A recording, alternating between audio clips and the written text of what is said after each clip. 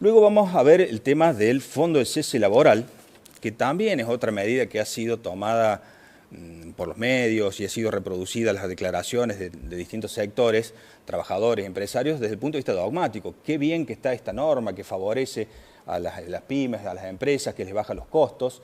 Y desde el otro punto de vista, no, esto va a favorecer la alta rotación de los trabajadores, va a atentar contra la estabilidad de los trabajadores, atenta contra la protección que nos establece el 14 bis en cuanto a la protección que debe tener el trabajador frente a los despidos arbitrarios. Entonces estamos en esta tensión dialéctica y tenemos que ver dónde está parado este fondo de cese laboral. Lo primero que tenemos que decir es que la norma es bastante escueta y nos deja un sinnúmero de preguntas que no están establecidas en la norma. Primero, el DNU 70 del año 2023, que está judicializado y suspendido en su aplicación por esta medida de carácter colectivo que tiene la Confederación General de los Trabajadores, que no sabemos entonces si está vigente o no, modifica el artículo 245 y nos habla que se podrá establecer un fondo de cese laboral en el cual estará a costo exclusivo del empleador y que el aporte será del 8% de la remuneración computable. Bueno, todo esto no está en el artículo 96 de la Ley 27.742. Y acá volviendo también a lo que mencionaba la doctora Fatal hace un ratito, de la deficiencia técnica legislativa, vemos que en lugar de modificar el artículo 245, el artículo 96 de la 27.742 lo deja al margen, digamos, no lo incorpora ni como un bis ni como un agregado al articulado de la ley, a lo del fondo del cese laboral.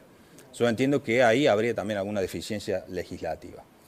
Pero hay varias cuestiones más.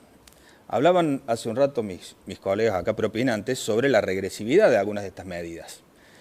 El fondo de cese laboral, de acuerdo a lo que dice el artículo 96 de la Ley de Bases, viene a reemplazar o tiende por finalidad reemplazar la indemnización prevista en el artículo 245 de la Ley de Contrato de Trabajo.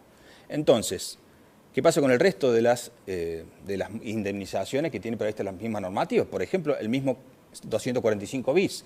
¿Será reemplazado o no por este fondo? ¿Podrá ser incorporado esa indemnización por la reglamentación en este fondo? No lo sabemos todavía.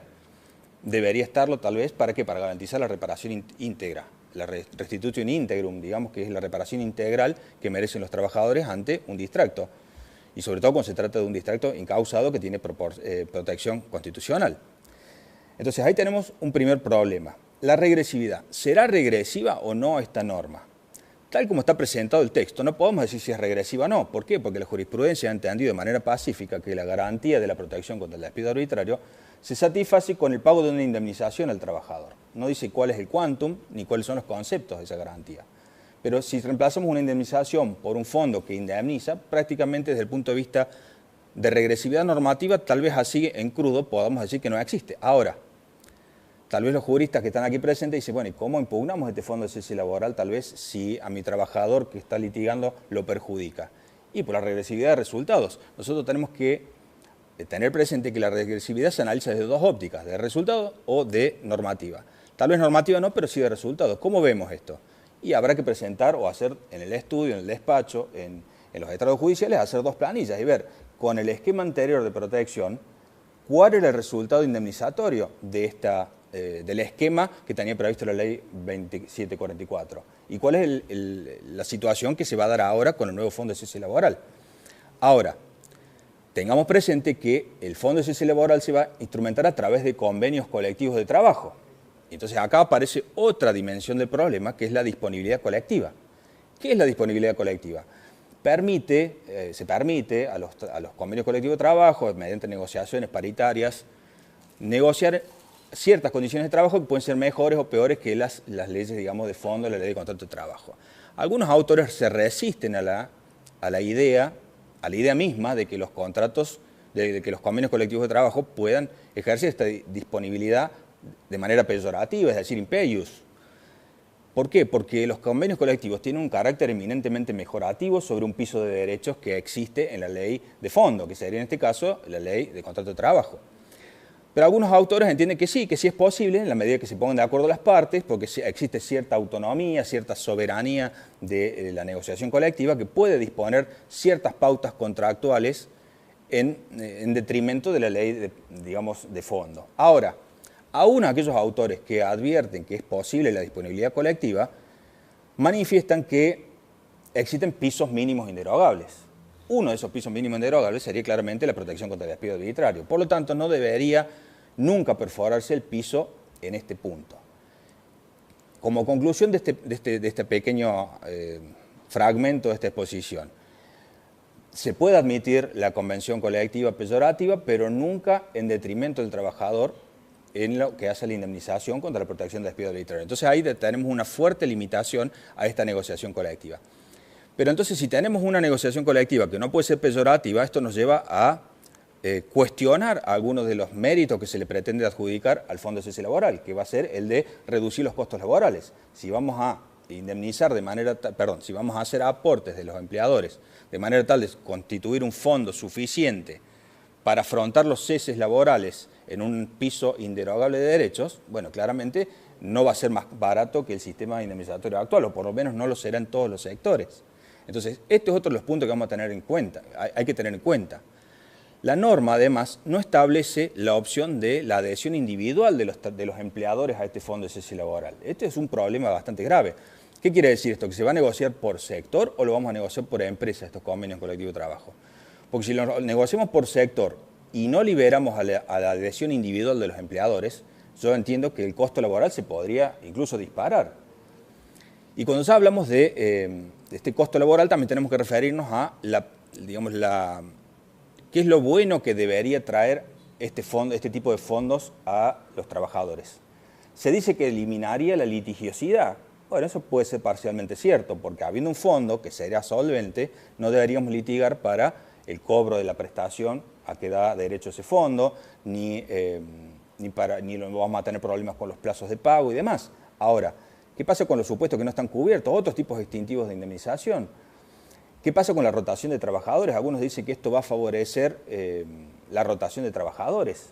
No debería ser así porque se supone que por su diseño estas normas están previstas para sectores donde ya tienen previamente alta rotación de trabajadores. No debería aplicarse en todos los sectores, sino en algunos negocios específicamente al respecto, cuyas características así lo ameriten, tal como sucede en lo que fue el reflejo de esta norma, que es el Fondo de la Construcción. Pero el Fondo de la Construcción, el Fondo de Cese Laboral de Construcción, tiene otras características que no son asimilables a lo que aquí se pretende. Otra de las cuestiones que se habla es que la indemnización tiene un carácter que muchas veces es punitivo, en el sentido de que la conducta del empleador que despide de manera incausada es disvaliosa. Entonces, la indemnización tiene prevista este carácter punitivo, también o represivo, que le podemos llamar, además del carácter meramente indemnizatorio de la indemnización tarifada que tienen los trabajadores por el distracto en sí mismo.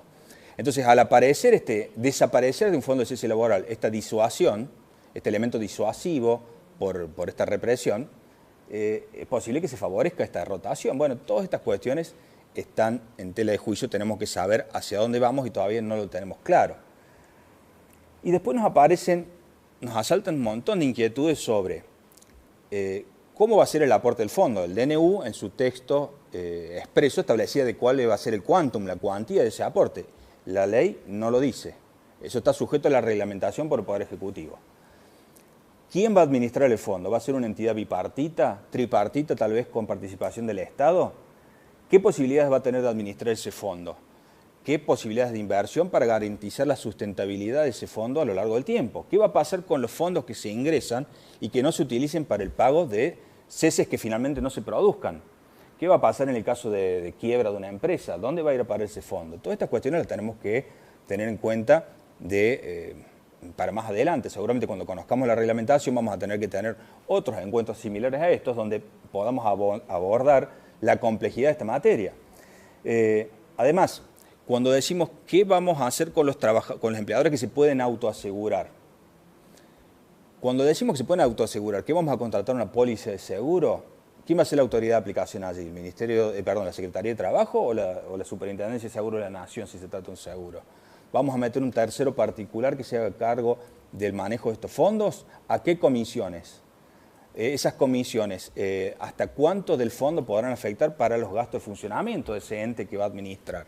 Bueno, Todas estas cuestiones que están, por supuesto, muy verdes todavía, nos llevan a preguntarnos sobre la viabilidad del Fondo de Cese Laboral en general y después, en particular, si podría ser en algunos sectores aplicable o no. Hay algunos sectores gremiales que han adelantado que estarían a favor, algunos sectores empresariales que también han adelantado que estarían a favor, pero en términos potenciales, porque no se conoce todavía el alcance concreto y real de estas medidas. Tengamos presente entonces que lo que aparenta ser una mejora, en el sentido que no va a haber litigiosidad, por ejemplo, implica desconocer el carácter del fuero laboral. El fuero laboral es garantista del trabajador y los abogados laboralistas no se van a quedar de brazos cruzados si vemos que los trabajadores van a ver perjudicados sus derechos, si las normas son regresivas y sobre todo si todos estos fondos de cese no constituyen una reparación integral de los daños. ¿Qué significa esto? Que vamos a seguir litigando a lo mejor no ya por el cobro del fondo del cese, sino por la reparación integral de daños morales, daños extrapatrimoniales, como se les llaman ahora, derivados de un distracto. ¿Qué pasa cuando tengamos un despido por causa de matrimonio? ¿Qué pasa con el supuesto de 212, cuando tenemos un trabajador que luego de un accidente, una enfermedad, no obtiene su capacidad, o sea, no puede ser readmitido en el empleo porque el empleador no tiene trabajo para darle? Esta indemnización va a quedar subsumida aquí. ¿Qué pasa con el trabajador en condiciones de jubilarse? Artículo 252 de la Ley de Contrato de Trabajo. ¿Qué va a pasar allí? ¿El 252 se va a aplicar aquí o no? ¿Lo vamos a subsumir esta indemnización dentro del fondo o no? Todo eso está en cuestión. Esto también nos lleva a pensar entonces que si se aplica un fondo de cese laboral que implique el reemplazo del 245, o en todo caso el 241, es decir, la indemnización de mutuo acuerdo, tendríamos que ver si esto no va a terminar por causar el desuetudo, es decir, la caída en desuso de ciertas formas extintivas del contrato de trabajo, porque será mucho más sencillo para el empleador ir por un despido encausado que probar una causal objetiva, una justa causa o ceñirse a distintas notificaciones y demás para probar una causa específica de desvinculación. Por ejemplo, en el caso del 252, el empleador ya no deberá constatar que el trabajador tenga derecho a PBU, simplemente lo despedirá sin justa causa, vaya a cobrar el fondo y se acabó el problema para el empleador. Entonces, todas estas otras formas van a caer en desuso, no lo sabemos a ciencia cierta, pero por el espíritu del fuero laboral yo entiendo que no, que va a haber peleas judiciales de todo tipo. Y la idea un poquito de estos encuentros, y ya agotando un poquito el tiempo de exposición, es dar algunos tips, algunos argumentos que puedan conmover a los magistrados para la mejor aplicación del derecho en procura de la mejor cobertura de los derechos de los trabajadores en este caso y también de los empleadores en cuanto corresponda. Bueno, yo creo que con esto he agotado el tiempo y les agradezco la atención. Muchísimas gracias, doctor Aníbal Paz. Excelente exposición.